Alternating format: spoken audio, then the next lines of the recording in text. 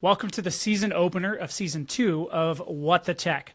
Now, today I'm totally thrilled to have Brian J. Esposito on the show. And he's such a dynamic entrepreneur with a breadth of experience spanning over 2 decades and a Rolodex the size of a phone book. The man knows everyone. Now, Brian is the founder and president of Esposito Intellectual Enterprises. He's also the CEO of a publicly traded company and has dabbled in diverse areas from tech to fashion, really proving his mettle in everything he touches. Now, his unique approach to driving business results marries old school strategies with a simple key ingredient: empathy. And this has driven him to help others achieve great things. And despite the ups and downs Brian has seen in his life, resilience has turned these obstacles into stepping stones, making him an inspiration and invaluable asset in the business world. So stick around for more on his insightful journey and monumental advice from a seasoned entrepreneur, CEO, and investor. Let's go.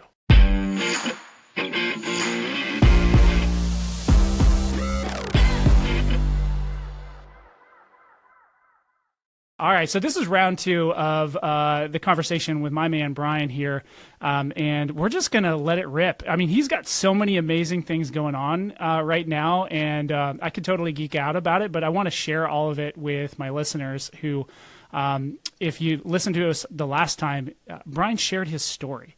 His story of heartbreak and just other things that he has risen from the ashes with, and so I'd love to talk on, touch on that and kind of get a state of where things are at today, and then for you to talk about the future of what you've got going on and all the big names that you feel comfortable you can share and things like that. You put a lot of it out on social media, but I want to introduce Brian again, Esposito, to What the Tech. So thanks for coming on, man. Hey, Troy, thank you so much. I loved our first conversation so much. Still pissed I missed 2 of those movie trivia questions. It wakes me up in the middle of the night that I messed up on them. But I love that conversation and so glad to be back with you again. Well, thanks, man. So again, your story, I think, is riddled with just things that are interesting. And from an outside, looking in perspective, I wouldn't wish some of the things that have happened to you on anybody, like my closest friends. But again, like I said, you're like a phoenix that has risen from the ashes, and you're doing some big things. So why don't you just share with me a little bit about what you got going on with all the companies that you're invested in and the ideas that you have that are actually coming to life. Let's just start there. Yeah, well, I appreciate that. It's nice to see that the perceptions that I've risen from the ashes, but still burnt to a crisp from those experiences. Yeah. But the key I always say when I speak on great shows like yours or in person is you have to take everything as a learning experience, try not to be bitter or jaded from that, and just evolve. Because once you come to a mindset where, well, at least for me, this worked for me, that I take sole responsibility for the situations that I found myself in, I don't blame other people. And my job is to grow from that, learn from that, and find the positive outcome that is there. Sometimes it's not so obvious. Sometimes you look back a year later and say, oh, that's why I went through that. And, okay, I'm grateful for that. So with that, I forgot where we were at with our last conversation, but present day, there's over 110 companies now in my holdings. That still equates over 200 joint ventures around the world and proudly operating over 25 different industries. So it is an arsenal and one-stop shop, how I like to look at it. Great companies, great IP, technologies, products, solutions, and services, exceptional management in place to run these companies forward. And then my job is to keep them always in motion or momentum, to give them all the support and resources they need to succeed and thrive, and to never mention the word unicorn to me, ever. We're going to be in business. You have to have revenues, and if you want to stay in business, you got to be profitable. And I want a nice, healthy multiplier based off of your earnings that shows your value or your real value and something that's sustainable. So that's what I've built. Over the last 7 years, what I really love to do is take what I've built, and I get invited into working with startups, even up to Fortune 500 companies, and doing exactly what I said before, helping these companies grow, supporting entrepreneurs and founders, giving them some of the life lessons that I've learned, giving them the support that I wish I had when I was going through what I went through. To offer it to them is psychologically very rewarding. It's justifying my journey. It's rationalizing my journey. And it's nice to help and protect people because that's what I needed. So that's amazing. I get to find some amazing people, great companies, and it is very unfortunate in many industries and life in general. It really is who you know. And I'm thankful I know a lot of great people. So when I get invited into these companies, I can really change their lives. I can open up amazing new opportunities for them and give them very important self-worth and validity for the risk that they've taken. So watching that is great. It's better than anything is watching an entrepreneur light up or changing their life, and me being a spoke in that wheel for them to help them succeed.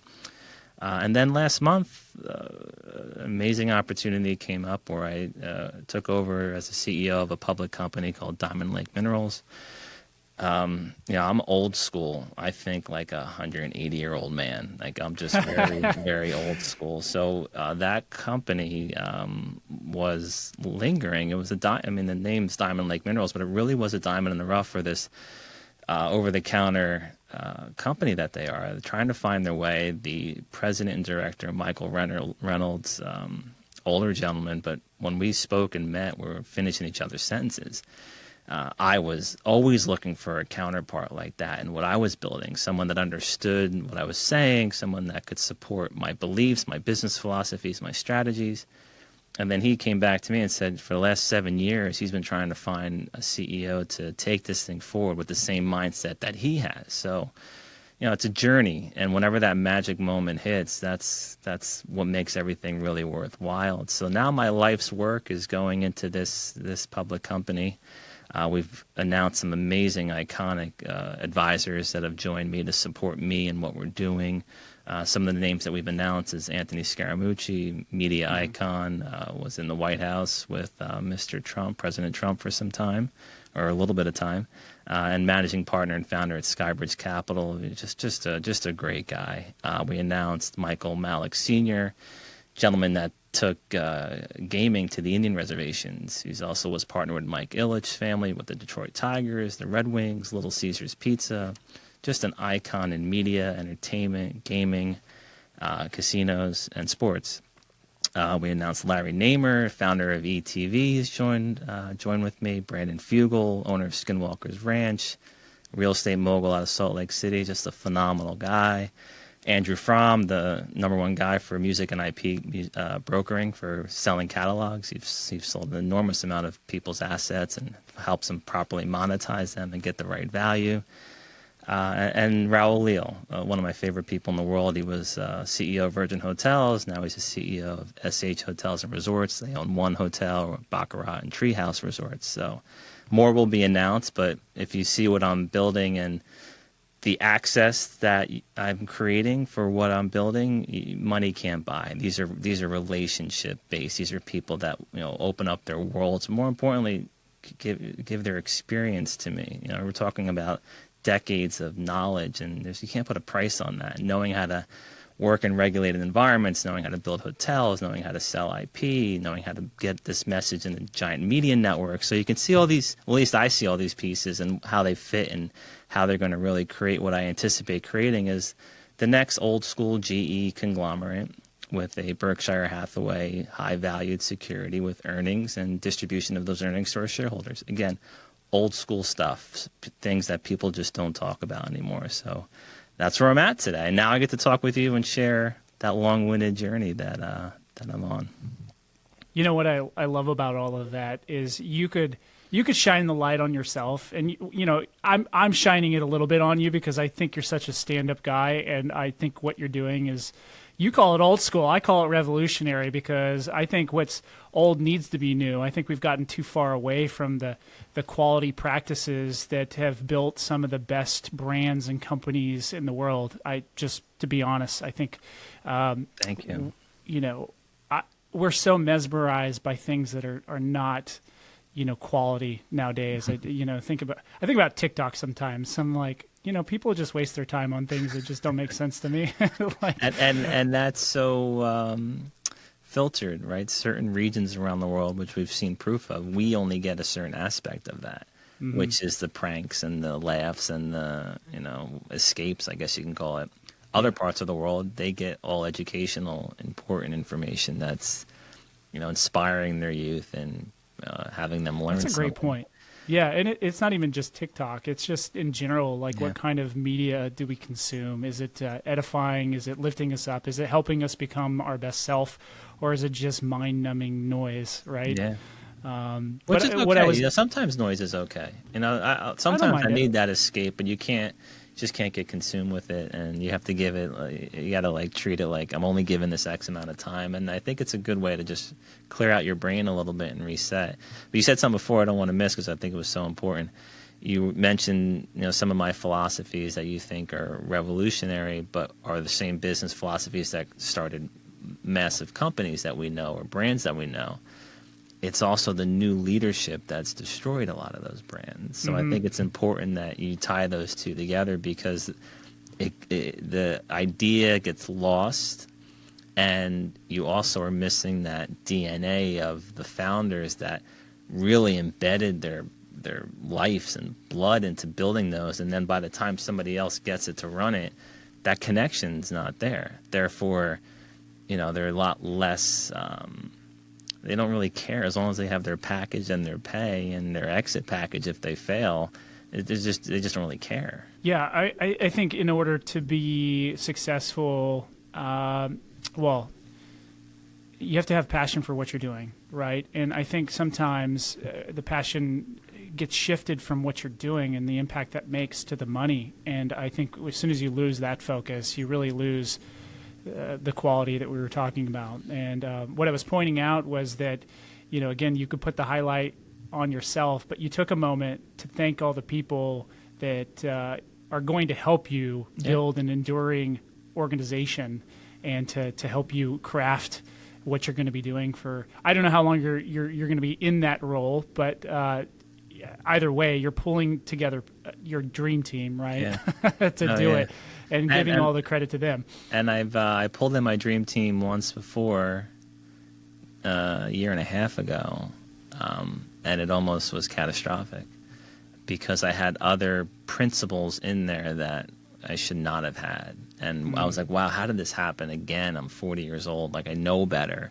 Right. This round, I have full control over the situation. There's nobody else that could alter the direction of which I'm taking this. And I don't like saying control. I'm not that type of guy. I love a team, but I saw firsthand for most of my career how detrimental one bad apple can be. Or I shouldn't say bad because we're all good and bad, but how one person that doesn't align with your visions and your expectations, if you don't have that alignment internally, then there's got to be somebody there that has that alignment, especially in a public company, for their shareholders' best interest. Like, my whole job is to provide value and growth and as de-risked as possible, no matter what the markets are doing. I love that responsibility because that's how I feel about me and my time and my resources. So to be able to do that and have other people get behind me, it's very humbling. That to have this group of people and more to come, they just say, hey, Brian, we'll do anything for you. And to know that I have that type of respect in a world of people that are, yes, my elders, but people that I admire and respect and adore, it's probably the best feeling in the world. The money and the transactions, that's one thing, but it's to have that support and a human connection from people that, hell, if I don't do a good job, it doesn't reflect good on them. So the fact that they believe that I will persevere and make this thing a success, whatever that looks like, it's the best feeling in the world. Yeah, and you'll give it your all for that reason. Oh, yeah. I'm curious, when you were pulling together the dream team, like, let's say somebody else in your seat, like when they're thinking about this, like what's the recipe? Like, what are you looking for? I'm sure you're focusing on things that like character, probably, not just results, right? But talk to me about what that looks like. Everything I do is character with whoever I'm doing business with or project. I don't like saying things are transactional, but whatever I'm spending time on, I really believe I've hit a point in my career where I understand true freedom, and that's the ability to make a choice. So having that in my life is amazing, where I can, and I've always done this, but certain times I'm like, oh God, the bills are tight. You know my story. Like I had to work with certain people just to survive. But now I'm back to my old school self, where if I sense something's off, I get up and leave, and I don't owe you an answer as to why. Like, that's on you.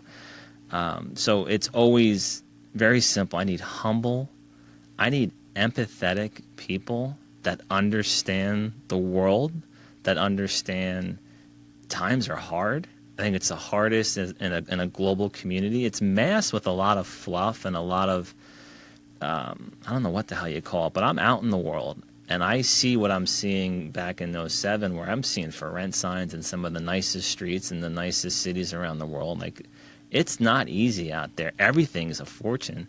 I bought a yogurt parfait yesterday. It was $5. It was a little, I don't know if you know Wawa, like a 7-Eleven. I'm like, this isn't right. Somebody worked an hour after taxes for that, and they can't even get a yogurt, a 1 ounce yogurt with some granola on it. So there's something wrong going on, and it's unfortunate because people are hurting. So when I'm speaking with building this team or anything I'm doing, I need people to understand that. Because if we're putting a product in the market or a service or a piece of IP, we have to understand pricing. We have to understand, can people afford this? Is there value here for them to want this? And can they justify that value if it's an ongoing price? So somebody working in an 80-story top floor in an office building in New York City or a big city around the world dictating rules down, that doesn't work for me. You're out of sync with reality. So I need to make sure that people understand what's going on in the world. They're humble, they're grounded, and I need to see empathy. It's my favorite word, because you need to be able to understand that your employees, your partners, your customers, everybody's got something. And if you can't relate and connect with that, then I don't think we can be successful. Yeah, it's walking a mile in their shoes for a moment, right? Not everybody has the same necessarily skill sets or opportunities a lot of times. And so I think we're all blessed to have those opportunities when they come. But some people just don't know what to do with them. So I would argue that, or they're not in the right mindset or other things. Like, I can't imagine when you were going through your hard times, like where your head was at. Like, you probably weren't seeing all the opportunities that you would normally see, or even have the ability to take advantage of them because of your life situation and just what had happened to you with your accident and so forth. And people are in that situation sometimes by their own mistakes, right? And sometimes by things that happen to them. Like, nobody asked for inflation the way that we're seeing that right now. So I agree with you. Empathy is putting ourselves in their place and saying, what would life look like from that seat, for a moment, right? You don't have to stay there, but seeing that and being able to empathize, I think, is powerful. But a lot of people have been in that position and have become successful, and they forgot. Blows my mind. How do you forget where you came from? How do you forget you once had nothing? And now you're successful, and you either look down on that or you block it. I see it, and that's a very scary character trait for me. Because if you can just eliminate that entire moment in your life, and maybe just feel so insecure about you were in that position. But I look at it, I'm like, God, what an amazing! I want you to shout that story from the rooftops. You had nothing and you built an empire. That's amazing.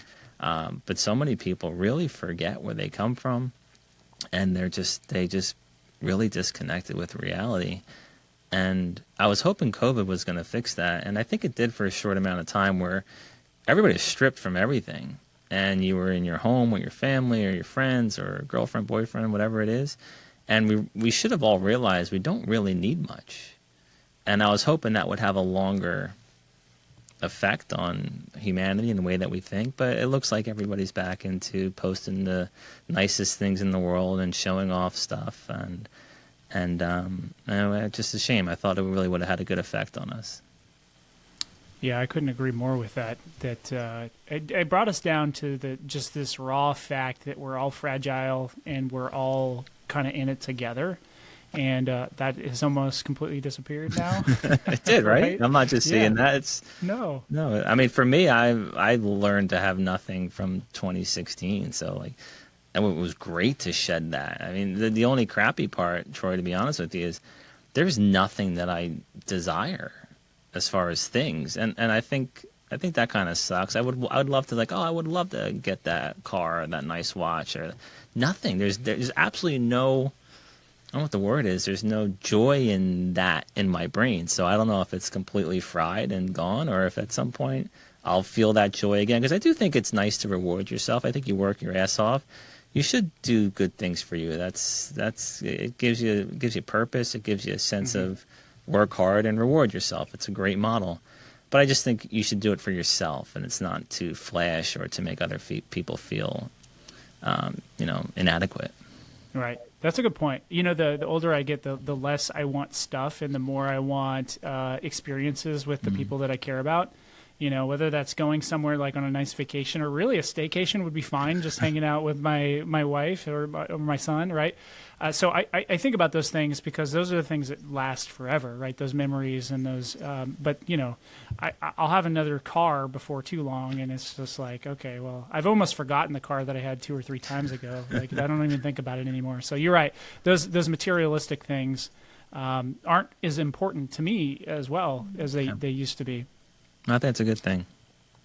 No, it's definitely a good thing. And you know, we were talking, as funny as this might be, you know, we live in a nice house, nice neighborhood and all that stuff, but we were talking about buying a teeny home. Like, could we get all of the stuff that we really care about into a teeny home and live in it? Like, it's something that we've seriously considered because, like, how do we strip away these things in our life that really add no value?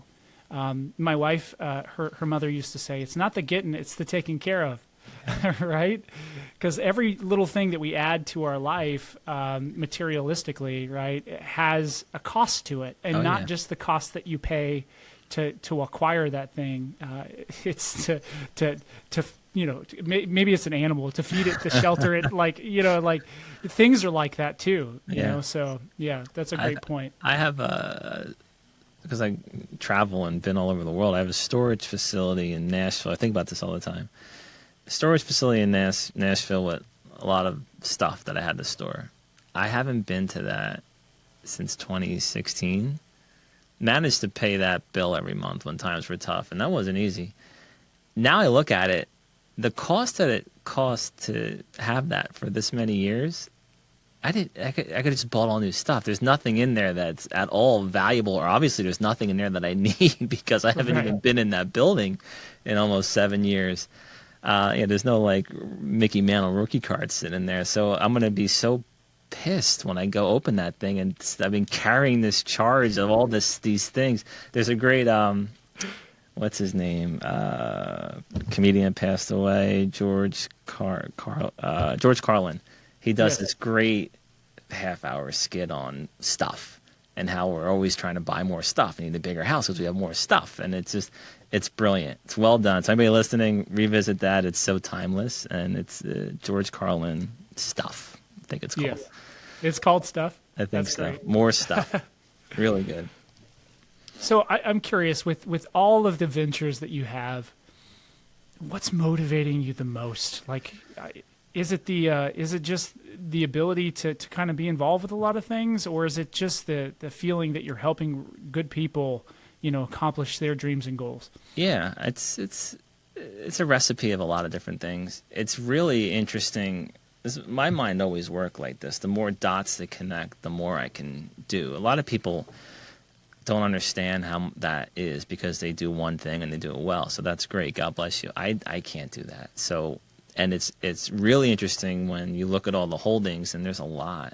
It was really emotional. I redid my whole site with this amazing kid, Gary, that's joined my team. And looking at it, I got a little worked up because I'm just always moving forward. It's hard for me to look backwards and, like, I don't look at accomplishments. It's just not how I'm wired. I just like to do, and I like to help, and I like to grow things. So we're redoing this, and even a news page. I'm like, really? I keep doing this. Like, is that even? I did all this? That's impossible. So it got a little overwhelming in a good way, emotional. And then looking at it and answering your question is, and this is how life is. Like I'll be doing something in one of our metaverse holdings, MetaLife, which is an amazing company, coined Web3 back in 2003, by the way.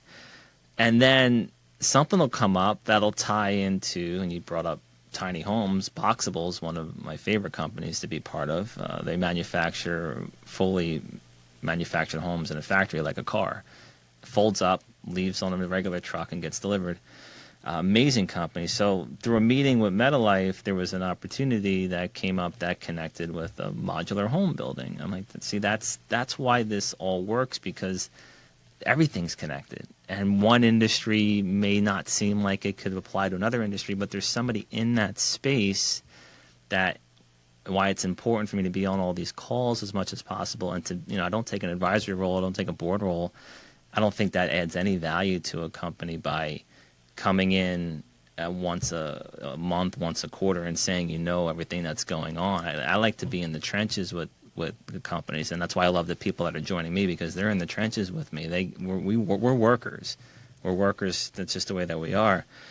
So being wired like that and being out in the world and knowing what's going on, having these meetings, and then my brain working the way that it does, I can connect dots to other companies and other holdings. So that's really exciting for me, because there's always something happening, and that momentum is so important to everything, me down to all of the companies, the leaders of those companies, the stakeholders. You need to see something in motion. You wouldn't go drink out of a stale, stagnant pond. You may want to go drink out of a cool Colorado running fresh spring, because it's moving. It looks good. Mm-hmm. It looks inviting. And the same thing applies to business. It's got to look like there's action there. It's got to look like there's activity, and people need to believe in it. And that's just how I believe the universe and how things happen. It doesn't just happen without no motion. A rock doesn't fall down the hill unless somebody pushes it down the hill. So that's probably the favorite thing that I do, is seeing me as a connector, helping make all these things happen. And finally in my career, making sure that I'm properly part of that, whatever that looks like, and not just be being used or taken advantage of or pushed to the side. Yeah. So I'm curious, what does the future look like for Brian? I know you're going to probably continue to invest in this way, but as being now CEO of a publicly traded company, that takes, I'm sure, a large portion of your time and energy. So what does it look like for you?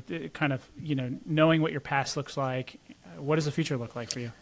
I think, the teams that I have surrounded me, especially with Diamond Lake Minerals. I feel like that's going to be my home for all of my work, and bringing all of those companies properly into a vehicle like this, mm-hmm. as well as all the other companies that I work with and part of. I want this to be the way of which the future of how companies are nurtured, well, I should say conceived, how they're thought of, developed, and brought to market, and supported with all the right resources. So I've built that model in a private holding environment, because that's where my journey took me. That's what I felt like I had to do. So now taking that into a public vehicle and showing how we can bring a company and help a company succeed in traditional securities, and also the future of SEC-registered digital securities or security tokens. I've been an authority in that since the beginning of this whole digital asset movement, but not as a speculator to buying Bitcoin or Ethereum, but how do I bring these new technologies, blockchain and digital assets, into my holdings? Because I am a technologist at heart. I am always thinking about the future, and how do I apply my little world to where the world is going? There's a big disconnect right now with, and for a long time, with traditional wealth, generational wealth, and there's a lot of it out there, and this word crypto. I don't like saying I'm in crypto, but that's the word that people know. I am going all in and forward on security tokens. So those are registered SEC digital assets. No different than a stock. It's just the evolution of buying a stock or a bond in a digital environment. So what we've created with DLMI and Diamond Lake Minerals, and what we're developing, is this vehicle to combine old school, new school, and bring companies to market, give them the resources and support they need to succeed and thrive. Hopefully our shareholders have great success and benefit from being part of this journey with us. I want to create a security that I never want to get rid of because of the value and demand and the earnings that it produces. Therefore, I want that security to be something that also other people don't want to get rid of. And then nurture these companies, get them to a point where they're perfect. I'll put that in quotes, perfect. And then spin them off to be their own standalone new IPO public company. Nothing that's never been done before. The only thing that's different is I'm combining what I think is a missing piece of getting that generational wealth to understand digital securities in a mechanism that they're familiar with, which is a public stock.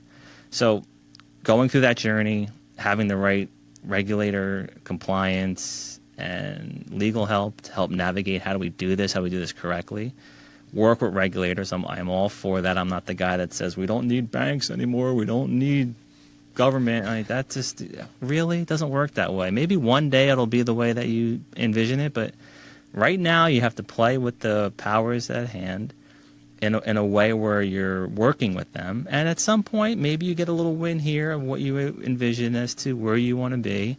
But I think regulation is important. And I've said this when FTX collapsed, which if your listeners know, big crypto exchange. They collapsed because there was no safeguards in place. There was no regulatory in place. But where did everybody go when they lost their money? They went to the government for help. So I think, you didn't get a middle finger up from the government saying, F you, we're not getting involved. They jumped in and followed charges, and they're going after, hopefully recouping money for these people. But I think people need to look, just like what happened with Madoff, the lawyers that got a lot of the money that they went and recouped, and that's a crime in itself. And the same thing's probably going to happen here with any money they recoup from FTX. I'm sure the lawyers are getting a bulk of it. So long story very long, I think we have something really special. We're working with regulatory because I enjoy that environment. I respect it, and I've learned a lot in it. And I think we have what is the perfect vehicle for what the future of securities look like in a digital world. I think that many people are still just uncomfortable with the fact that it's not regulated. They don't truly understand it. It really is a technology. It's less about even the currency, and it's more about the technology is solving real world problems. Why don't you talk a little bit about that? Because I think that it's so much more than currency, as you kind of touched on. It's really that this technology, whether it's blockchain technology or other things, are solving real world contracts and how you do business with people. So you mind just touching on that a little bit? Yeah, I'll touch on it on the social impact, what I love about it. So one of our holdings, Lode, L-O-D-E, incredible team, and it's rolled out the ability for fractional ownership in precious metals like gold and silver. So without these technologies that you're talking about, like blockchain and having the digital currency aspect of it, so the Lode token, you can allow somebody and empower somebody anywhere in the world that's got one of these bad boys that can download. Can you see that? That can download the Lode wallet and buy a fraction of what a physical piece of gold or a piece of silver would look like. To me, that's the future of what it used to be as a proud family, or people might get mad, but it was a man that used to be like, I'm going to be a landowner, and that's when I know I've made it. That was kind of the story that I heard growing up. Yeah, you plant the flag, and that's that now you got it right. Now you know you become a man. So in reality, there's just too many of us. So I don't think the land aspect is really realistic. But with technologies like this, and now somebody somewhere around the world that may be living in a hut, but they have an Android phone, just bought a 0.00001% of a piece of gold.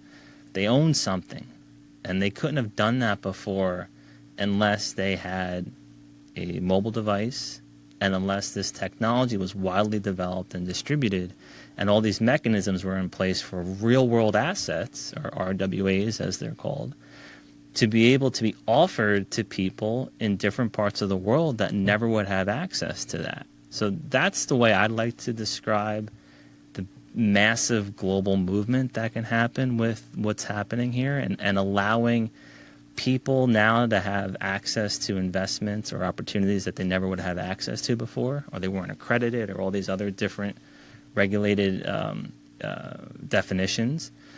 So for me, giving people opportunities to feel self-worth, to grow, we don't understand it in first world countries, but I've been all over the world. I've seen awful situations. Somebody making an extra $1 a month in certain third world parts of the world is life-changing for them. And that's billions of people if you look at the world.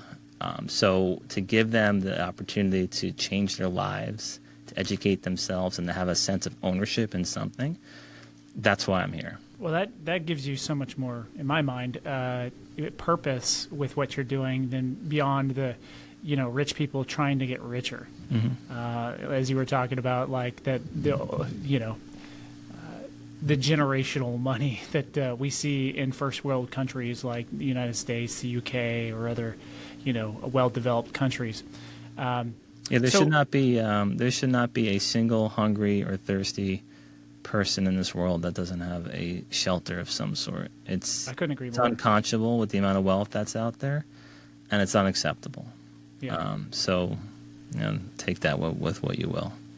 Yeah, so our church, we sponsor Compassion Kids, and we also do some stuff with Heifer International, and like, how do we give, somebody in a developing country a goat or a cow or something that they can, that really changes their lives, because in some places it's livestock, in other places it's just having access to education, and there's a lot of things out there. So, I'm a big believer in how do we give it, or pay it forward, because we are so blessed to be in this country. And you and I did nothing we did to be lucky enough to be born here, just nothing. And so I do think that a lot of this, currency, technology gives people around the world access and the ability to have something tangible, like to have a piece of ownership in something. And it's incredible what you're doing. So. Thank you, my man, and thank you for the work that you're doing with your church. I've done the goat gift, and then the I think it was $500 for a good goat. Yeah. And the responses that you get and the pictures that you get back. If everybody that had an extra few $100 did that, again, that's a movement. That's what changes a lot of lives. And I don't know, people just want to keep collecting and saving. I've never seen a U-Haul at a funeral, so I don't know what the point of it is. Yeah. You know what? We just have to start that trend. That would go viral real quick, I think, if you just started driving U-Hauls with all their stuff in there. Brian, he had a lot of stuff, and we just wanted to make sure that it was here with him when he passes on to the next life. Can't bring it with me. No, you can't bring it with you, but that'd be interesting to, like a social project. And I guarantee that would go viral. It would. It really would. But yeah, you can't take it with you. So, what's kind of the point, right? I don't know. I think it's nice to have things within reason, but I think the feeling should be better to give. I think that should be the more than to take or to collect. But again, everybody's wired different. I don't judge anybody. I just know what works for me. And my purpose is to leave some kind of mark. I feel like I've done more than I could ever have imagined what I was set out to do. So I'm good. Like if the ceiling fell on me right now, I'm good. But I want to make sure that while I'm here, I have as much of a positive impact as possible, and I want that to connect with other people that are like me, and I want that to spread like a healthy little virus of just people that just want to wake up and do something good for somebody. I wanted to do this karma credit thing back in the day, where you can start to quantify that pay it forward kind of thing, and then visualize what that looked like. Nobody's ever built what I was thinking of, but I think the world needs it now more than ever, because that's the real currency I believe we all have within us, is to spend our time wisely in the right opportunities, situations, and people.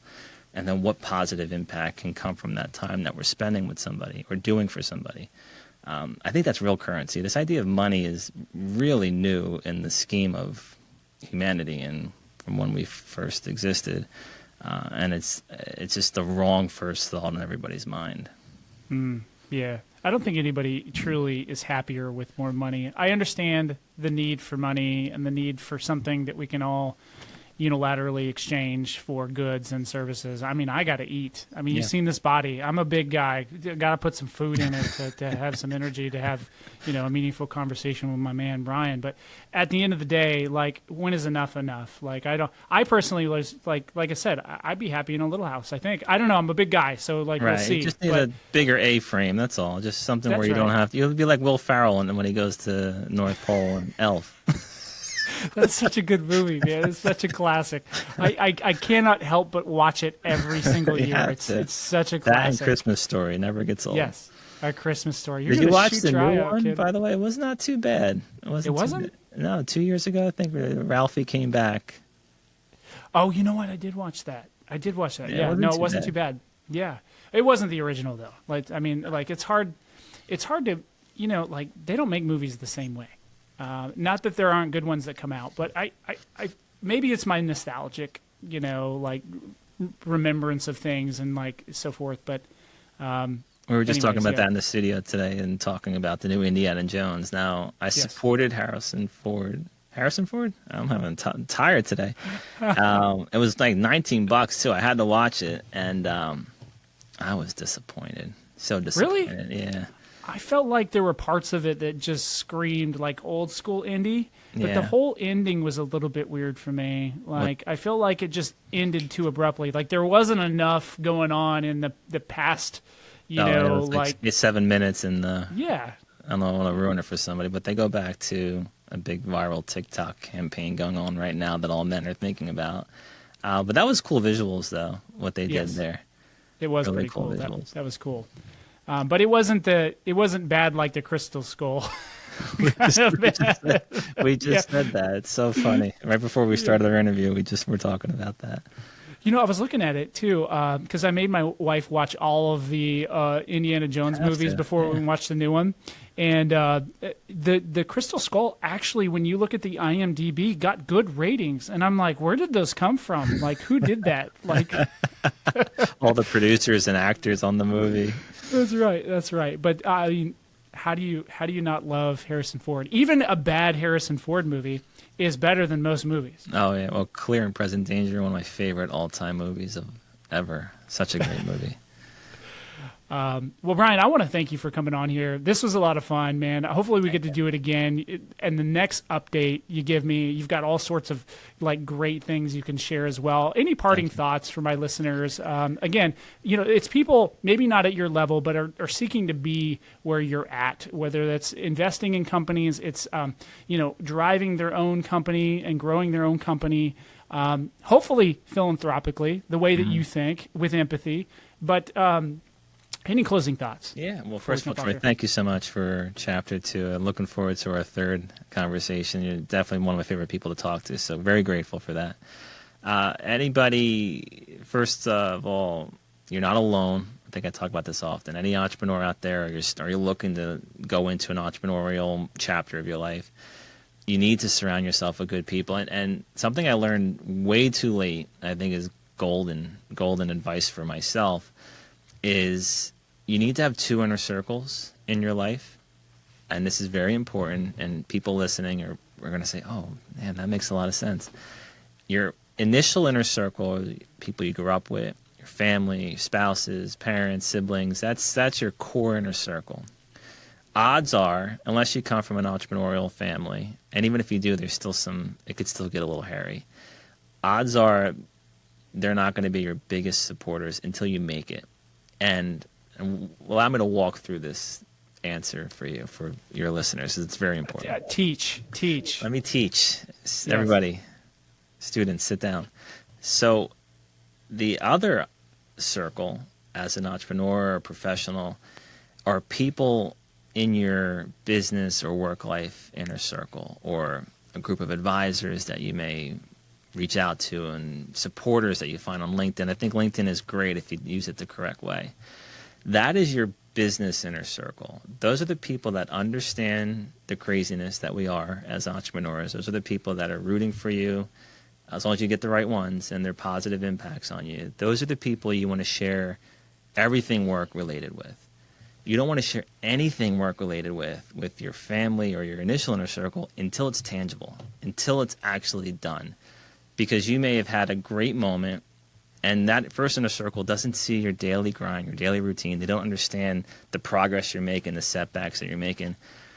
And if you go and share something with them, like, oh, I just signed a big contract, I'm going to get paid X amount of dollars, because you're excited. It's normal to want to do that, and you want to make these people proud of you. Very normal behavior, so I'm not criticizing it. I did it for too long.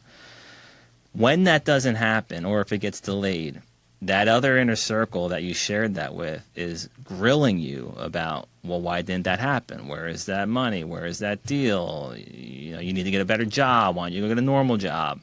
So now what happens is, and I know 99% of the people listening understand where I'm going with this, you feel like you have no safe place to go because your work life is crazy and it's and you know a lot going on there.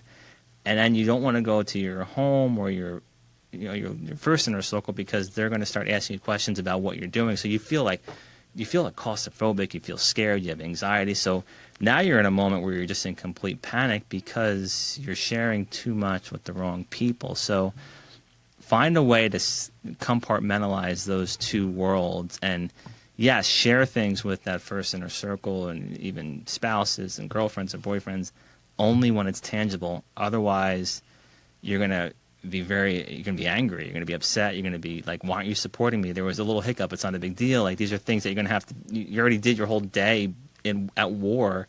You shouldn't have to go home and continue your war of defending what you're doing out in the world.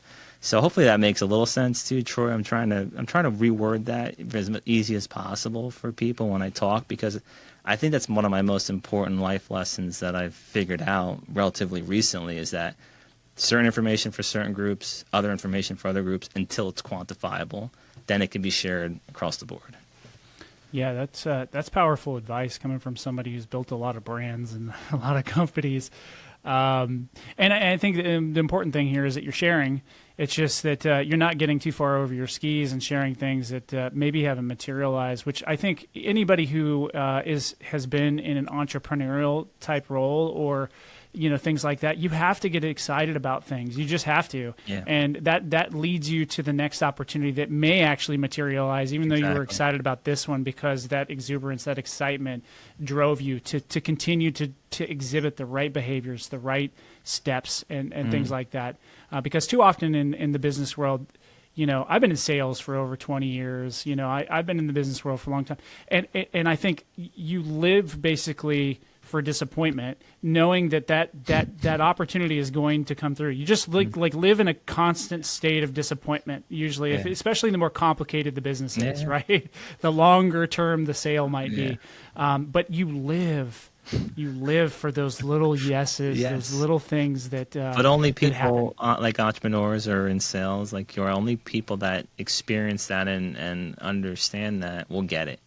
Right. You can't explain that to somebody that maybe is a first grade teacher and is your spouse and is telling you go get a job. Like, that's not what we want to do. Our souls would be ripped out if we weren't out creating what we're pulled to do. That's why it's so important to have the right support system around you. And that business support system is so instrumental in your mental health and well-being and your success. And you're going to have to, like you're making a baseball or football team, you're going to have to trade out people. You're going to have to say, okay, that's not working, you got to go. Maybe we'll revisit it in the future. Like, that's your team. And you're the captain of your team. And you need to build the 1927 Murderers Yankee Row team and go out there and crush the day and win. Yeah. Sage advice, my man. How old are you again? You're not 75. 107. 107 in entrepreneurial years. 42. Yeah, we got the Benjamin Button experience going on here. No, I know your story, and you've been through a lot, and that really comes from a place of deep desire to help people get there quicker, without all the pain. Like, you can't go through this life without pain, period. No. But I think you are trying to help them, get there quicker and stronger. And so I appreciate the advice, man. I'm taking it to heart. I'm listening to it. And me too. Thank you. Well, Yeah, my man, I really enjoyed it. Well, I want to thank my listeners for always staying plugged in. Make sure if you have something to say to Brian or questions, I'll get them to him. Make sure you comment down below and subscribe to the channel. We've been growing exponentially. Again, this is season 2. We're excited about season 2 and what's happening as we try to push on to 1 million views. So thanks for listening to What the Tech.